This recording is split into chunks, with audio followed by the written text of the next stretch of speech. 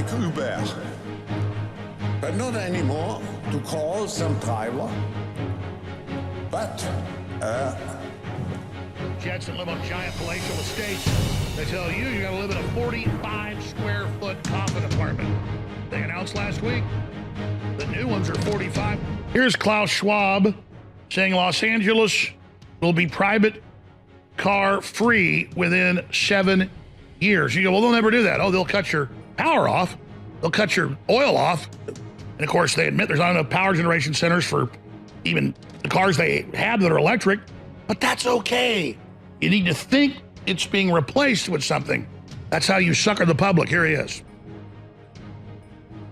I would like to make some betting with you. When we meet for the 20th, I hope I will have the pleasure still to be invited for the meeting. When we meet for the 20th Governance Summit, you will use the app like Uber, but not anymore to call some driver, but automatically guided car, a self-driven car, will come to your hotel or wherever you are and will bring you to the airport. Actually, I had a discussion some months ago with the mayor of Los Angeles, and you know Los Angeles is one of the cities with the heaviest traffic, who told me in 2030 Los Angeles will be private car driven free.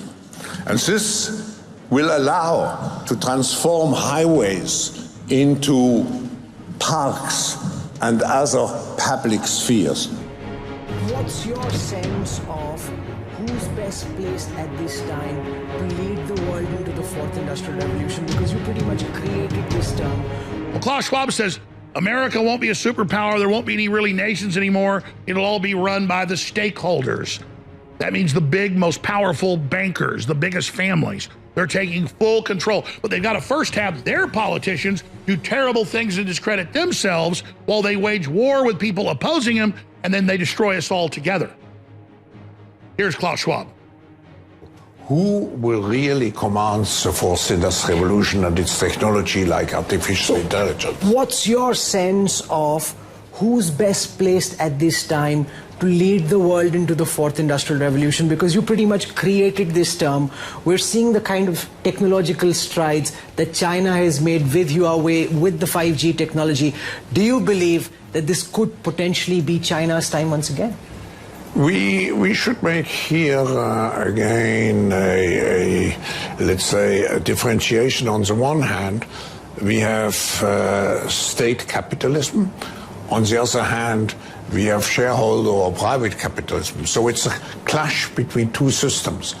I believe that state capitalism in the short term provides certain advantages because you can mobilize in a concentrated way a lot of resources to reach a specific objective. But I believe that the future is not state capitalism or shareholder capitalism. The future is what I call stakeholder capitalism, which is combined with the social responsibility. And they define the social responsibility that you will eat the bugs, you will not have children, two men can have a baby. And BlackRock then says we'll, quote, control your behavior with the ESGs, with the social credit score. It's not coming, it's here.